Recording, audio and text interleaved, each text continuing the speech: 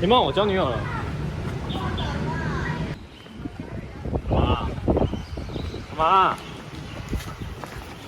干嘛？超速了！道歉。为什么我要道歉？要不要道歉？不要啊，我没有错。要不要道歉？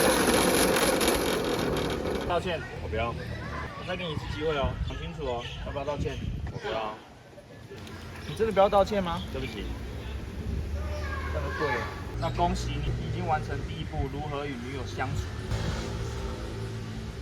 他这家吃什么？随便。那麦当劳。太油，寿司啊。太贵， 7-Eleven。太健康。不知道吃什么啊？你随便，真随便。你看，抓到了，抓到了，抓什么？抓到了，是不是开始不耐烦？你现在对兄弟又不耐烦了，你对女友怎么办？今天已经不是什么耐不耐烦的问题啊，田魔王。今天你说随便已经伤了我的心，你知道吗？今天我问你要吃什么，我期盼得到一个稳定的答案，一个准确的答案。你回答我随便，岂不是我们关系是随随便便？事已至此，我跟你也没有什么好说的，告辞。啊，你不要生气了啊！